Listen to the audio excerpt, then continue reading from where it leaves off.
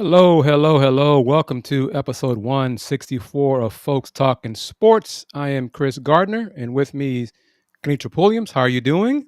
Hey, Kris. I'm good, thanks. And Willy Gibson. How are you doing, sir? Doing well, sir. How are you? Doing pretty well. Let's get right into it. I just want to get your thoughts on this. It's going to be us talking. I'm not going to put stuff on no slides on the screen, but this is all I'm going to say. I'm curious as to your thoughts on the situation that was created, that is going on, as as Bernie Mac used to put it, the goings on really at LSU football and athletics. Your thoughts on the mess that has been created, the whole situation. Mess is very appropriate. Whose fault is it? It's a lot. It's a lot of egos. Will? Yeah, it's a lot going on. Let's see it's just so much going on. Where to start? Where do you start? Yeah, it's a lot of chefs in the kitchen, and everybody wants to be known that hey, look at me, I'm in charge. I'm in charge. No, I'm in charge, and it's a mess. That's very very appropriate. I hate that the governor is involved, tossed his nose into this, and he's not even an alum. I mean, go ahead, Will. Not you brought it up. I was trying not to, but I mean, aren't there bigger fish to fry, literally, relatively speaking, in Louisiana than to worry about to involve yourself in this? And he has his press conference, I believe, Wednesday, and talks about how the taxpayers are on the hook for this $53 million buyout, and that's wrong. Woodard, and then the next day fires the man and incurs another $6 million in buyout. So, what are we really doing here? He's butting in. He's trying to be the head chef in the kitchen, and he said about he doesn't want the taxpayers footing the bill. Well, one of your phrases that you have said since the beginning of Folks Talkin Sports: friends of the program will foot the bill. Yep. It's not the taxpayers. It's the majority. I'm not going to say 100%, but the majority of the program, especially the big boys, when they fire a coach, it involves buyouts. Friends of the program foot the bill, not the taxpayers. That's a talking point. No, that's a lie. I'm not even going to get into all that nonsense. It's a lie. And I'm not going to speak for KP or Will, but I'm going to say from my chest, some of that stuff that man said he's a liar. I'm going to call him a liar. You can tag me and hashtag me. Maybe I'll get more views on the show, whatever. He's a liar. He butted in where it doesn't belong. And Will makes a great point. You get the AD fired, that's more money that LSU has to pay out in the buyouts. Mr. I don't want the taxpayers to foot the bill. Whatever. The head coach, Mr. Kelly, wasn't a good fit to begin with. I mean, his what am I trying to? He tried to sound like Justin Wilson. who's the chef? The Cajun chef? No, this him. Yeah. When he got hired, getting the Cajun accent. Come on, man. I mean, he just wasn't a good fit. Getting rid of the AD. Now the AD agents love him because he agrees to the buyouts and everything like that. But during his tenure as AD at LSU, and I think he was an alum, right? He's an alum. I believe so. LSU won 6 national championships during his time there, Mr. Governor. Kim Mulkey, and we don't always agree on a lot of things, me and Coach Mulkey, but she is a firebrand. She speaks her mind, whether you want to hear it or not. She lets you know what's on her mind. So the fact she wasn't at that press conference says a lot. And the fact that Coach Starkey said that Coach Monkey was heartbroken that AD Woodard's left, was booted out, says a lot. So all these things, let me back up here, say hello to Queen Polk, Wanda Polk. Thank you. And I see YouTube is, some of the accounts, YouTube's adding numbers to their names. I don't know. That stuff went on yesterday too. I don't know what's going on. Bobby, hello to you. Justin is another who got numbers added to his account too. Justin, hello to you. But it's just not true to say the taxpayers are footing the bill for this buyout at LSU. That's just wrong. Say all that. KP, you first. What coach, how bad is this with all the chefs in the kitchen? How bad is this? Will this hurt, lessen, lower, decrease, eliminate the chances LSU gets a great, higher, top-tier head coach for this job? I don't think it'll lessen. I think it complicates, because any coach who knows how fickle this industry is, this profession, understand the maelstrom that you're walking into and who has the power and how much control do you have over your team, over your program, how much input do you have in the athletic department? Because right now there's an interim AD. What happens when they get an AD and you weren't that AD's hire? How much job security is there? Will, what do you say? Agreed. I mean, that's exactly it. You know, the governor is apparently running the show in the state, which I'm trying to say out of this. Is he running the show or running his mouth? That it's like, I mean, from all reports that check, I mean, Louisiana is at best 40th in the nation in education. You're being kind. So, you're being kind, yeah. I saw a few numbers, so I was trying to give them the benefit of the doubt and go with a higher number, which is 40. I think that the governor's time could be well served to focus on that than chairing a committee to select the next football coach at LSU. But it does complicate things because, as you said, you know, as KP just said, you know, who's really going to be in charge? How much power, how much autonomy am I going to have to run my program if I come in here and the governor is, and I think there were some things about even Scott Woodard in position coaches' offices a lot during the Kelly regime at LSU. And so what coaches, they're going to want some assurances to say, hey, if I come here, am I going to have the latitude to run my program? And if they don't, I mean, that job isn't as attractive. And it's another Sunday, so another job is open. Hugh Freeze was fired today at Auburn.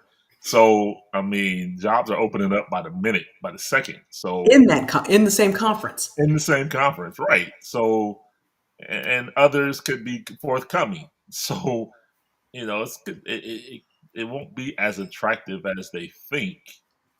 You know, so don't think more highly of yourself than you ought to. Governor Landry, am I correct? Right. Yeah. So, but there's going across the ticker with Hugh Freeze. The total buyouts, 11 FBS firings, $185 million. Yeah.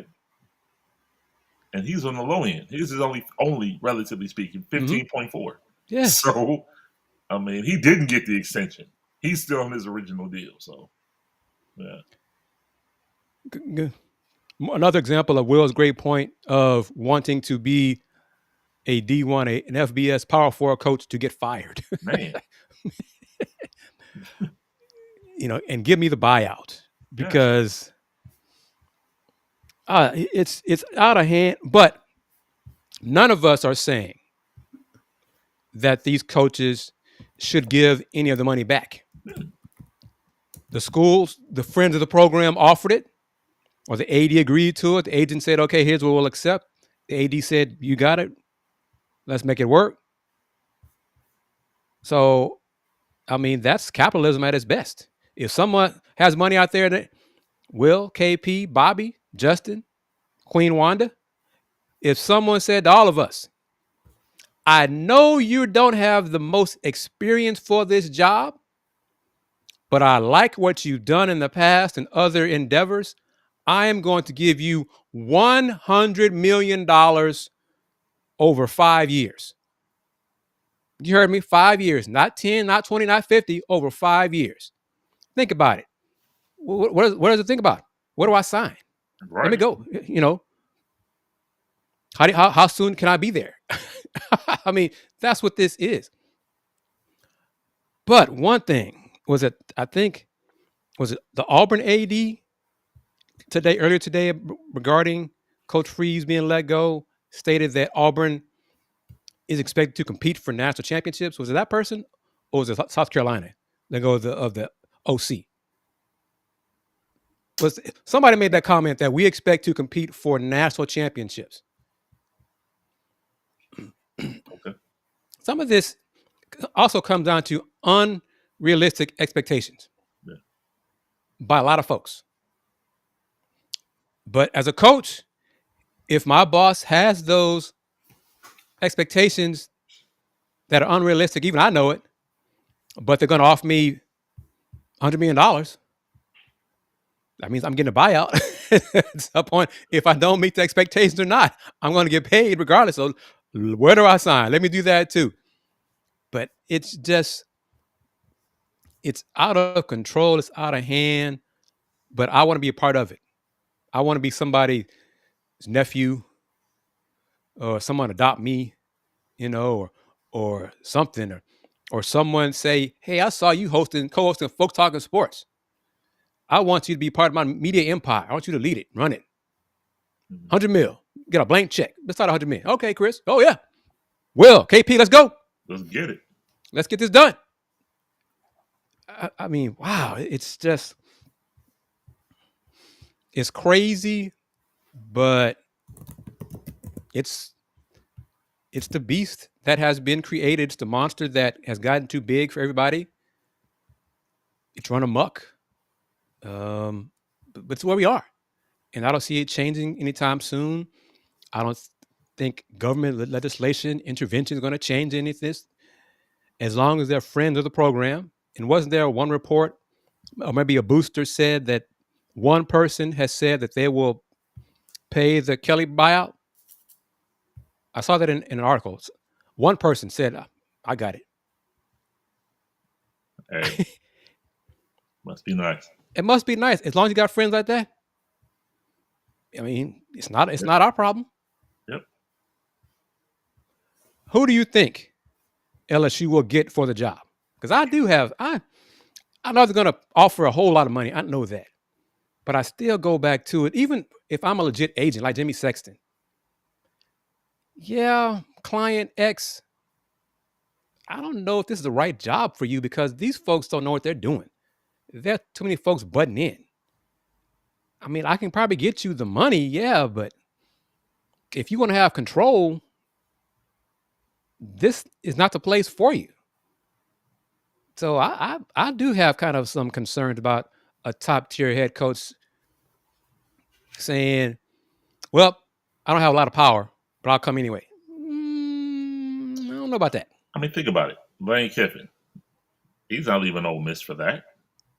Even Eli Drinkowitz at Missouri, I'm quite sure he has a lot of pull in that program. So would he leave that to go to LSU in that mess? It's a mess. Yeah. I mean, even the name escapes me right now. I was thinking Eli Drinkowitz. I was even thinking Clark Lee at Vanderbilt. Right. I mean, all in your conference. I mean, there are so many other jobs just within the SEC. Yep. Mm-hmm. With less drama. Their country. Yeah. Not all the Power Four. If one of those coaches wants to make an intra-conference jump, LSU? Is it still? I've seen it this week mentioned a lot. is it still the best college football job? I don't know what we're going to say in the country, available college football job? Nope. No. Based on what? I mean, I guess the fan support, the money. Support fickle. Virginia Tech just approved, what was it, $117 million increase in their athletic budget. I think that's a pretty attractive job right now over whatever is going on at LSU. I agree. I have one of my closest friends. I need to talk to her about this. Her dad's kind of connected at LSU. Maybe I need to see what he's thinking about this, because I don't want that job. I don't want people in my business 24/7. Yep. Let me do my job. And I understand, never say never. We're not saying that, because a lot of money talks. Okay. But I don't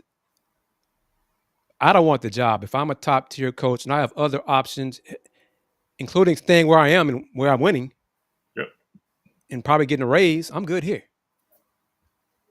And being the top dog and running the show, I'm good right here. I'm good. I'm straight. What's Nebraska. wrong? Nebraska. See SMU. I mean, SMU got friends of the program. Yes. And they're winning in the ACC.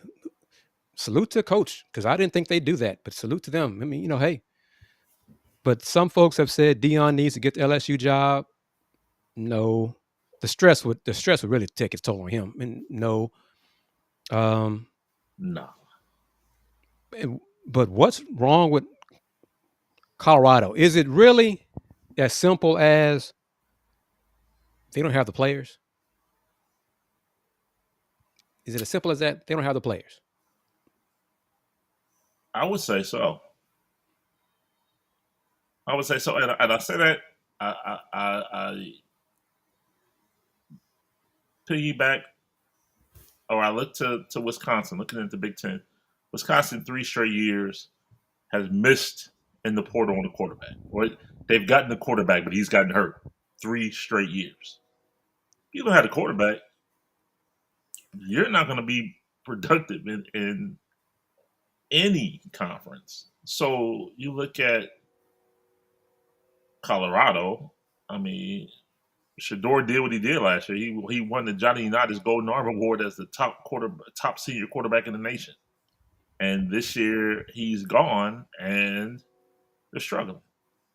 Now, granted, they need players across the board, but it starts with the quarterback. And Colorado just hasn't gotten great quarterback play this season, and it shows. They're 3-5 now, and they've been blown out the last 2 weeks. Yep. So it's easy to say, "Oh, the defense is struggling," but I mean, your defense can only hold on for so long if your offense isn't productive. And I think it starts with the quarterback, and you just got to get, especially in this day and age with the portal, you can't miss on the quarterback. And I think it begins and ends with that at Colorado. Kenitra, what do you say? Yeah, I mean, you got to have skilled players. Mm-hmm. And I think what hurt Shador early, he didn't have any linemen to protect him. So I think, you got to surround him with resources, but you also have to have the big guys up front to where your quarterback has time to stand in the pocket and to go through his progressions to hit his targets instead of having happy feet, and then, which compromises his decision-making because he's unsettled. To piggyback on both of y'all's points, I think Deion and the staff, they missed on quarterback, offensive line, up front on defense as well. They missed on a lot in the portal. They've been active in the portal and not as active in the high school recruiting. And that's certain programs, you can't do that. Especially new programs. You gotta do both. Mhm. Do well in the portal, but you got to also bring in those high school seniors and develop them, or hit on some, 5 stars off the bat. That's rare too, but you got to do both at Colorado. Mhm. If you had a major, top tier blue blood, you got enough depth already built in where you can afford a miss here and there. But not at Colorado. And note about his recruiting, Dion, and I think part of it is health related. He can't do what his stuff he used to do, travel as much. But it might surprise people as much flash and style people equate to him. He's old school. Yep. So he really doesn't believe in all of this paying players for NI. He doesn't. He does not. That's not. He does not. He doesn't. And he really believes in you come to Colorado, we're going to coach you up and get you ready for the pros, but we're not going to break the bank to get you to come to Colorado. Yep. Now, I know some UH people might laugh at that and say, Chris, you're being naive. No, I'm not. No, I'm not. Dion is old school like that. And so when he said about Texas Tech buying, not, doing what the system allows, what Campbell did at Tech and, paying so many players and getting them in the number 1 or 2 ranked transfer class.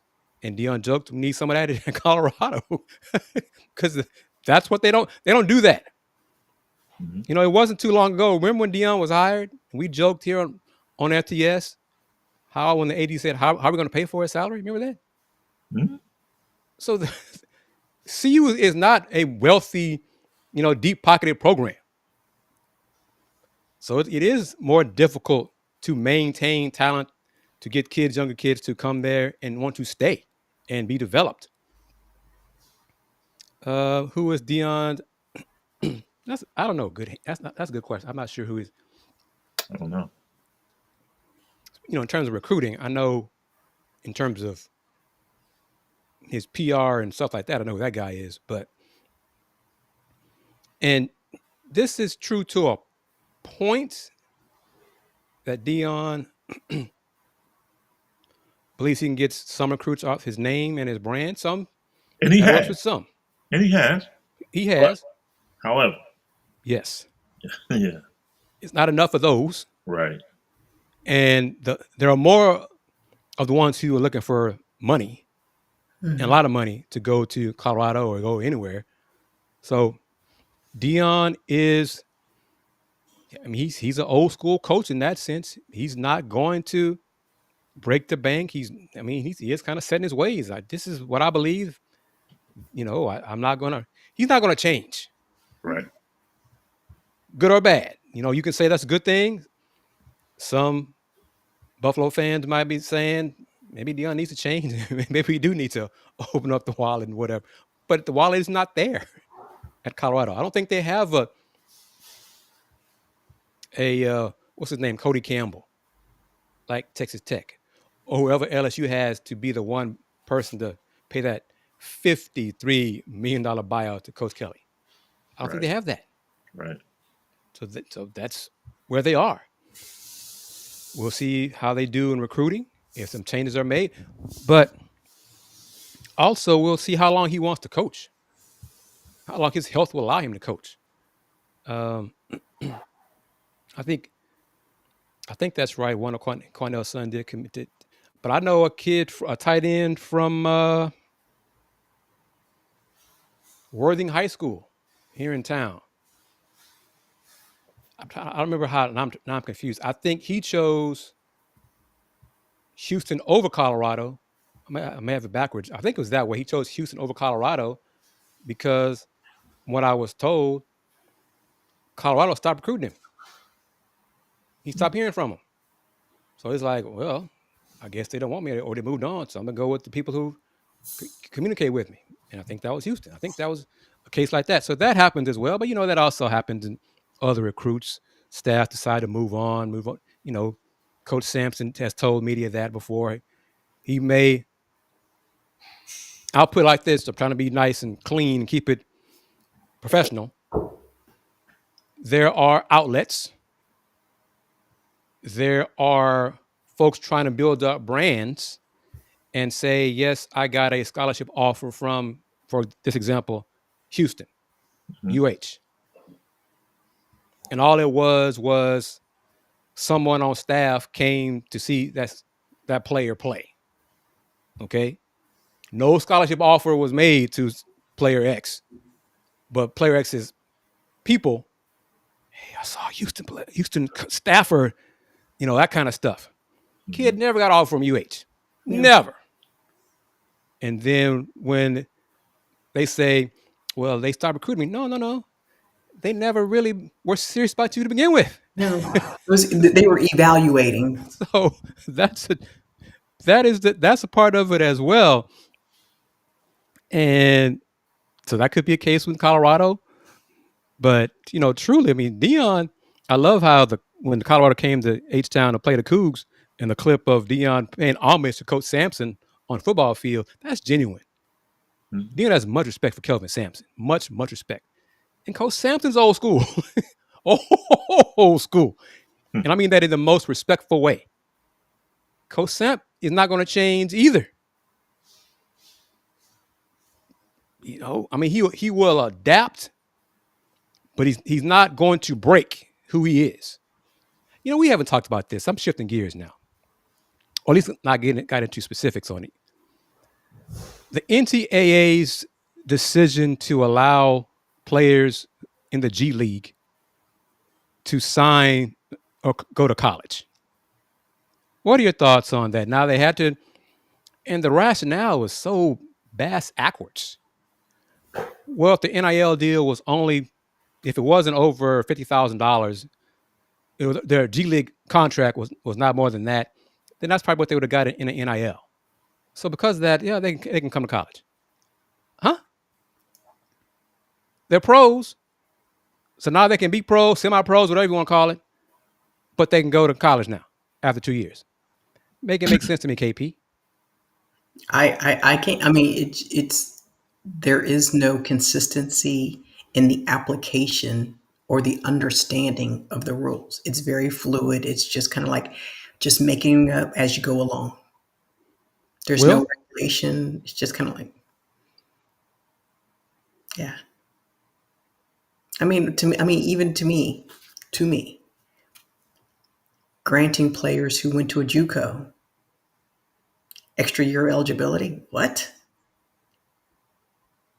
No. That doesn't make sense either. Will? It doesn't make sense.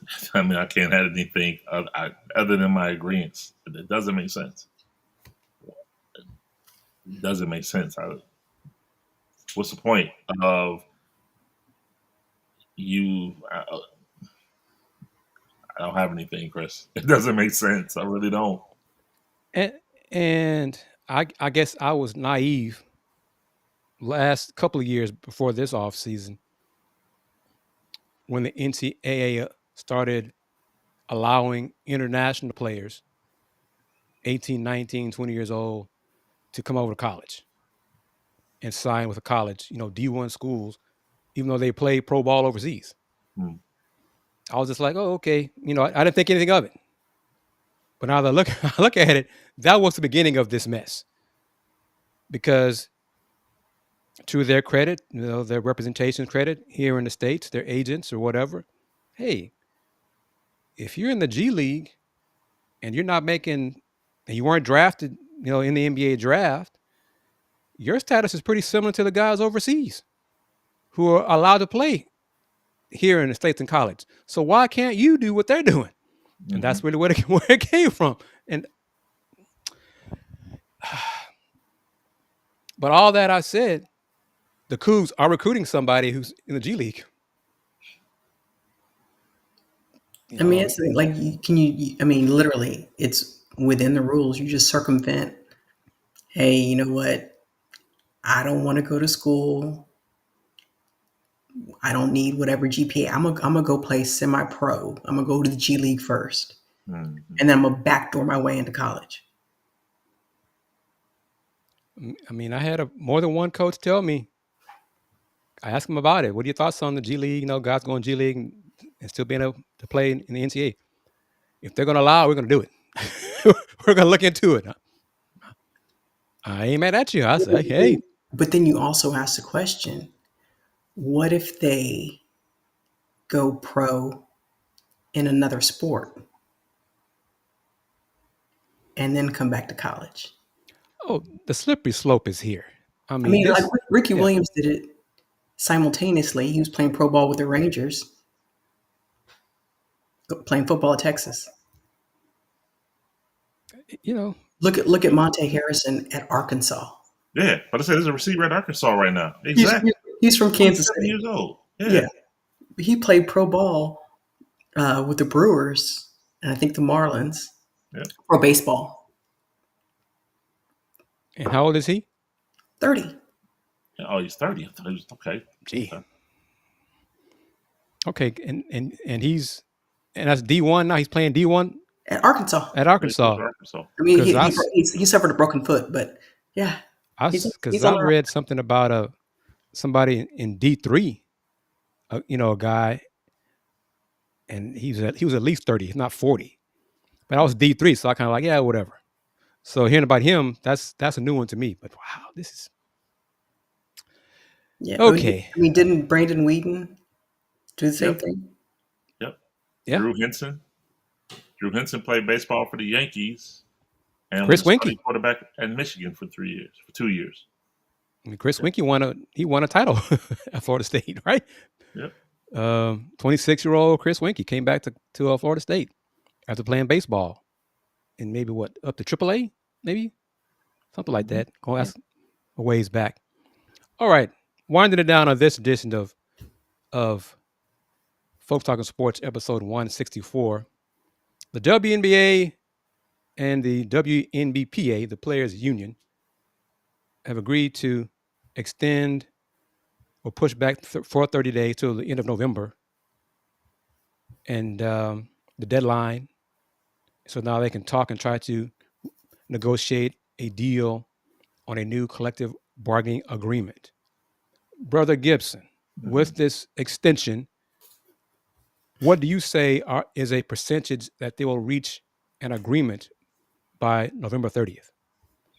70%. That tells me they're pretty far down the road, because if they weren't, they would have just shut it down. But the fact they extended it, it has to be some type of commonality, I would think, along the lines of the issues. And I think I would imagine it's pretty far down the line. So I would say 70%. Justin, I heard about that. Thrillo sent me the clip of Cam throwing stuff from the bench. Yeah. And my response was, I'm shocked. Cam did that. I had no idea he was like that, really. But Will, 70%, really? That's optimistic. Because of the extension. I told KP 20. Yeah, I think only because if there was no reason to continue talking, why the extension? That tells me there's somewhere that they have some type of agreement on something and they want to continue to talk. If there wasn't, then there's no reason to extend it. We're just, all right, October 31 came and went, and we're done. So, KP, your response? If we're doing Price is Right, over, under, I'd take the under. I wouldn't say 70. Yes, maybe they have some commonality on some elements. I wouldn't put it that high at 70. Well, your logic is sound. Okay, and I agree with your logic. I hope you're right. I want you to be right. But seeing some of the quotes from the players, I mean, since Friday, they kind of agreed to the 30-day extension because the league went public with it, and they're like, okay, we'll go ahead and hear them out for the next 30 days. But unless no they one wants come, to look like the bad guy. yeah, that's it. Basically, it's kind of like the league kind of tried to tie their hands with we agreed to extend it 30 days. We're trying. So we're putting forth the effort. We want to reach an agreement, fans. So they put on the players. Yeah. But I hope I'm still sticking with my before the start of Unrivaled League, January 5th. I'm still sticking with that. And Unrivaled announced the final 3 players for the 48 players who are going to participate in season 2, and the head coaches as well. And one of the head coaches is a former Houston Comet, Renika Hodges, who I remember covering when she played with the Comets. Golly, I'm old. Man, oh man. Need to reach out to Renika and say congratulations. Her and her twin sister, Renika and Danica Hodges. Oh my goodness. Jason Williams and Patrick Beverly, good for them. Okay, comments, sexist comments like that are just not worth my time. Okay, so what? Never mind. KP and Will. Mm-hmm. College basketball season starts on November 3rd. Looking forward to that. First things first. On the women's side, if I gave you the field or UConn to win a championship, who are you taking? The field. Really? Hmm? Kennetra? Yeah. Because the thing is, you don't have to be better than UConn for 6 months. You need to be better than UConn for one day. Agreed, but I don't see anybody being that team in April. Especially, everybody has an off night. I love it. I love it to be Texas. Nobody thought UNLV was going to lose to Duke back in '90. Just saying. Well, I hoped it as a Duke fan way back when. I hoped it. I didn't know if I believed it, but I hoped it. But the field, maybe UCLA and Texas learn from the experience of getting blasted in the Final Four this past year. Maybe if they go back, it'll be better for them. But UConn's got probably the best player. And they're strong. They got depth. Point guard issues, probably the only thing. They have more talent than they had last year. You just said it. They got point guard issues. And for UConn. One game, for UConn. Yeah. But in terms of competition, I hope the field competes, because UConn in non-conference will have some tests, but in conference, Big East is women's basketball is just not on UConn's level. There's no Notre Dame to compete with UConn in the Big East on that level. So we'll see. The Buckeyes go to Hartford. I think they play in Hartford. I think it's the Stores. I think they play in Hartford in December. Good luck to them. I know, right? But let's see. Men's basketball. Yeah. Cougs. Oh, for those watching, Justin, everyone else watching on YouTube, Facebook, Cougs men's basketball. First game is Monday, the 3rd of November, hosting Lehigh. The game is going to be on CBS Sports Network. Not ESPN Plus, CBS Sports Network. So John Rothstein will be one of the reporters. Chris Walker, a Houston high school legend, will be the analyst. I called him a few hours ago and I saw he's going to be on the call. But yes, Houston Lehigh is going to be on CBS Sports Network.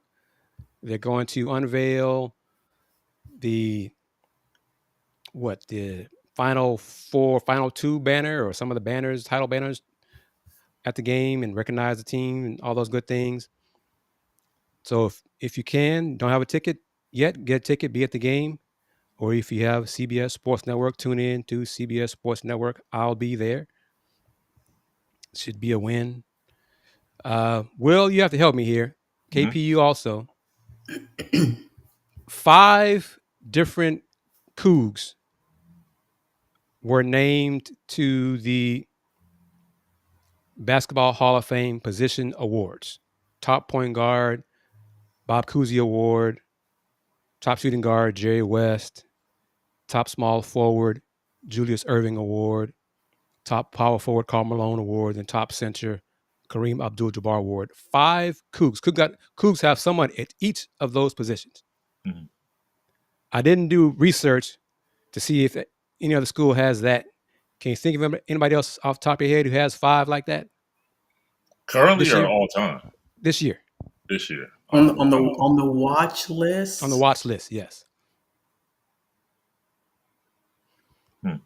I think, but ironically, one of the 5, Isaiah Harwell at the small forward watch list, he doesn't even start. I mean, yeah, he didn't start last Sunday in exhibition, and he probably won't start tomorrow. I doubt it. Well, let me say this. Queen Polk did not realize the game was being televised. Coog's gonna Coog. We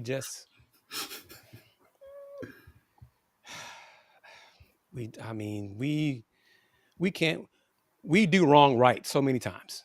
I mean, that's why I started putting it out on social media to let folks know, in case they did not know, that the game will be on CBS Sports Network.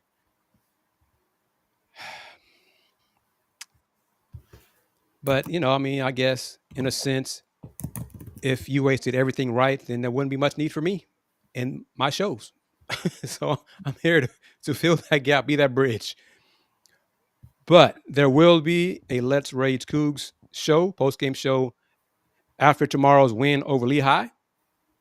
So join me, Andy Yanez, Deion Dunlap, and Robert Fluff McKeever on the call.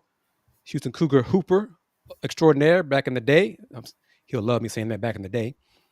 But Fluff is still younger than me.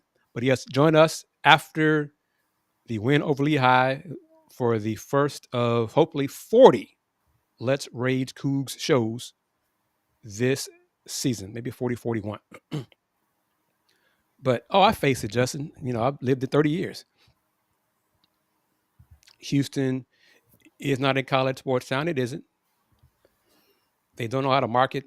I mean, that's true. But as we said yesterday on our Let's Rage Cougs, after the Cougs football team got thumped by West Virginia, surprisingly and disappointingly so, stop doing the same things over and over again, but expecting different results. So if you're still marketing UH like you did 5 years ago, and you're not getting the results you want, then change. Do things differently. Reach out to different platforms. You know what? I forgot. Folks Talkin Sports is now streaming on Twitch. At some point, I'm trying to get KP and Will join me on a TikTok stream, do a show on there as well. I have better numbers on TikTok for a couple of my Coog videos than anywhere else. I mean, we're talking like 5 figures than on YouTube. So, I mean, TikTok, that's where the youngsters are. That's one thing I've noticed, I have observed while working at the school I'm at, high school. After school, while kids waiting for the bus or the ride to take them home, they're doing some kind of dance for TikTok. They put their phone up against the wall, up against the door. They hold it. They got routines, 3, 4, 5 of them, girls and boys, doing, and I'm just like shaking my head. But that's what they do. So that's where it is. But anyhow, it's, and this is, it's bad. Yesterday's crowd was disappointing. Will. Yes, sir. I want to see your reaction when I say this to you. Yesterday's game honored the 2015 football team that thumped Florida State in the bowl. 2015, Will. Yep. They had tickets priced at $20.15. Okay? Wow. Okay. The school mentioned it Sunday. I got it in an email.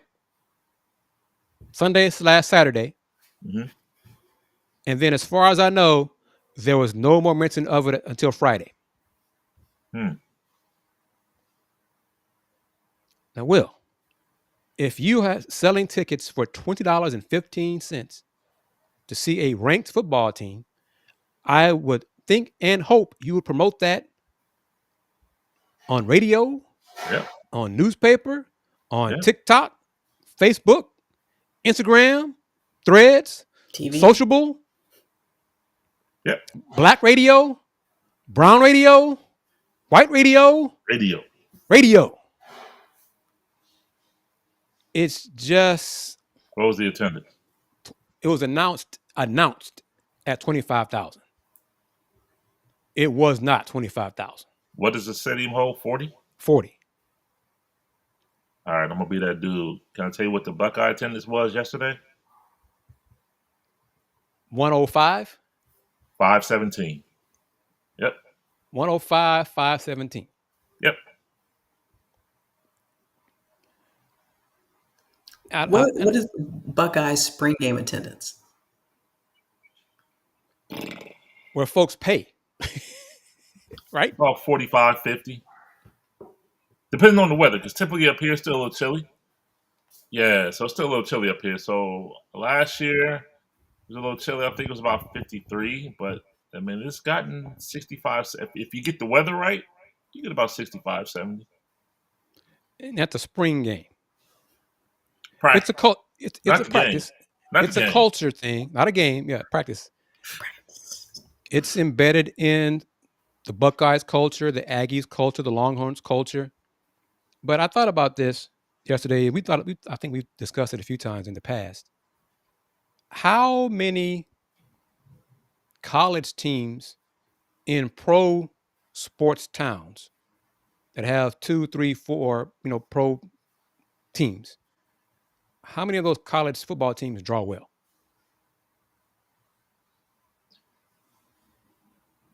I don't know, but I would say this. I would lend credence to that if there was a head to head. If you got a Rockets game and a Cougars game, okay, yeah. But the Rockets were in Boston last night, right? Yes. So And that's Texas not out. played That's today out. and lost. Okay, so the Astros aren't playing. Mhm. The Texans played today. So really, it was the only show in town yesterday. When Memphis played Rice. On Was that Friday. Inman? That was on Friday. No. So TSU, and Prairie View played home games yesterday as well. okay, well, okay. But they don't draw well either. Home. Texas Southern doesn't draw well. Prairie View doesn't draw well. I mean, Prairie View's first-year head coach went public with his complaints last week before homecoming week. Why isn't the game sold out? And that stadium only seats 15,000. Because of the weather. It turned out the weather was poor. Well, up there it was. It wasn't bad here. Was it too hot? It rained. Oh, it rained. Okay. But coach is saying that the game should have been sold out a month ago. Mm-hmm. So it's not just a Houston thing, as in University of Houston. Okay. We just don't. It's a lot of factors. We rely on excuses. It's been this way for so long, folks don't want to change it. They've accepted it as is. They've accepted the apathy. And Miss Wanda, Justin, C. Anthony are still pushing for folks to not accept the status quo and do things differently. Because you need to give people reason to come see the game, make it an event, but give them a reason to go to Texas Southern's game. And TSU and Prairie View, TSU was in second place. Prairie View was in first. Prairie View lost by 3 to Alabama State. And that was a battle of 1 versus 2 in HBCU yesterday. Hell of a game. And I don't think it was sold out. If it was last minute sellout. it was a dark day for football in H-Town this weekend because the Cougs lost, Texas Southern lost, Prairie View lost, and the Texans lost, and Rice lost. So Friday, Saturday, and Sunday,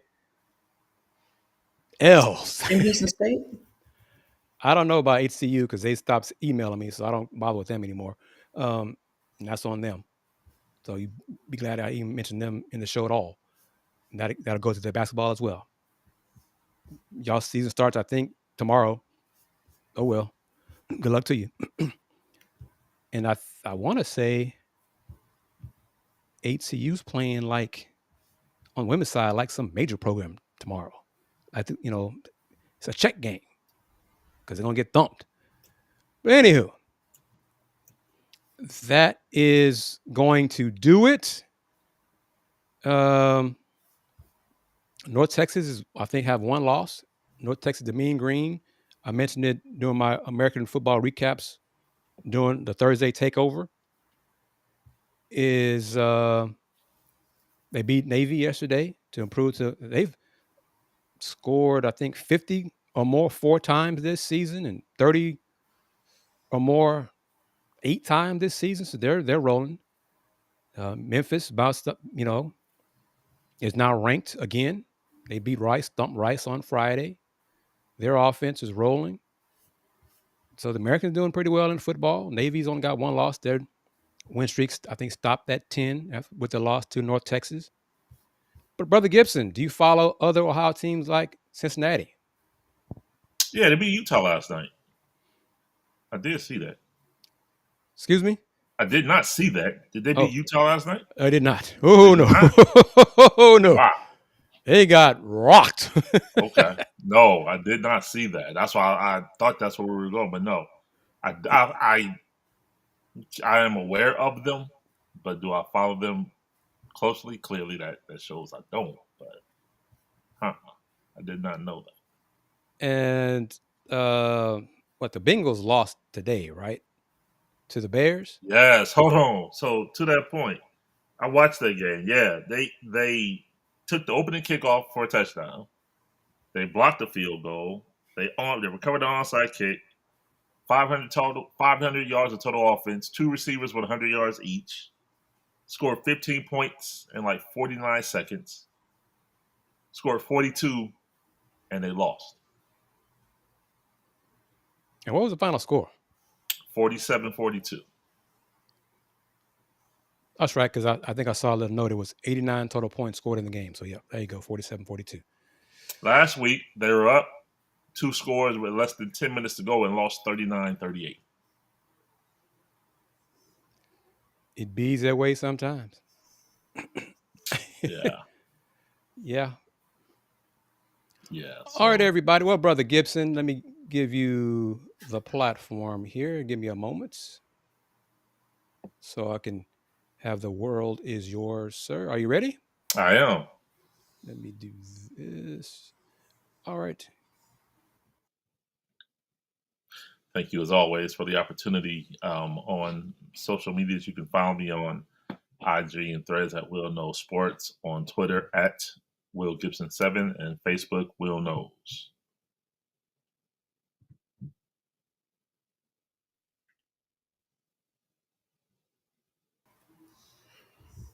KP? Same. You're still on LinkedIn? All right, everyone. Thank you very much.